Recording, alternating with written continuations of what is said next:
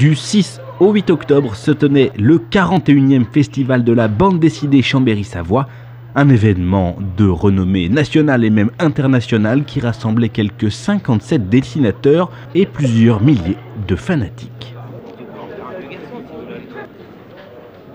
Parmi les BD présentés, zoom sur le projet porté par l'association Pays de Savoie Solidaire avec la 2e édition d'un ouvrage international imaginé avec la collaboration de 1000 collégiens de Savoie et de Bignona au Sénégal.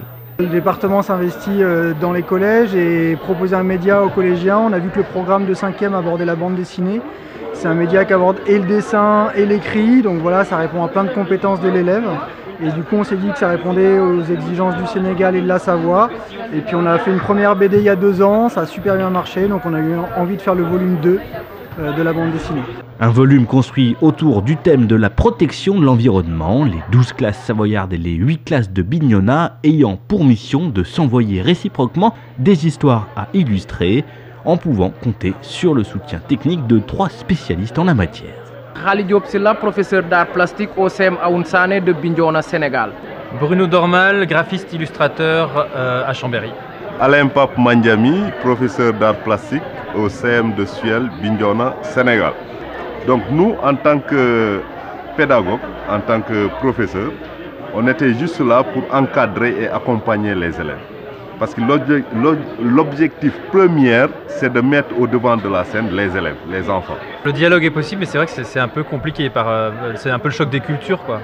Quand on parle de la croix du Nivolet, pour un Sénégalais, c'est un peu abstrait, quoi. Ou la neige, tout simplement. Et à l'inverse, les Français aussi, les dieux de la forêt, ils ne savent pas trop à quoi ça correspond, quoi. Donc, un baobab, qu'est-ce que c'est un baobab? C'est un arbre, un tronc énorme. Donc oui.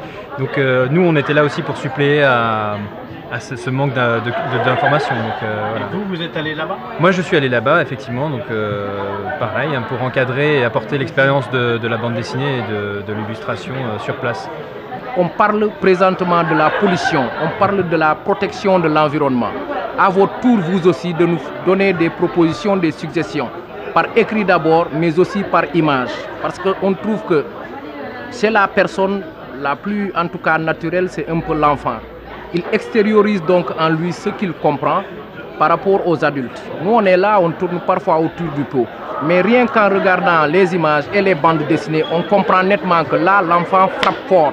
Du côté de Bignona, il dévoile ce qui se passe là-bas avec la déforestation, avec cette forêt sauvagement agressée. Du côté de la Savoie, on dévoile directement la pollution avec les gaz à effet de serre et le CO2. Donc c'est ça encore qui est positif. Donc chapeau aux enfants, on donne cette fois-ci parole aux enfants. Au lieu d'être à Cancun ou bien, si vous voulez, aux Nations Unies, mais nous, on donne le droit à l'enfant de s'exprimer de façon libre. Et pour vous procurer cette BD, rendez-vous sur le site paysdesavoiesolidaire.org. L'ouvrage est vendu 7,50 € et pour chaque exemplaire vendu en France, un est envoyé au Sénégal.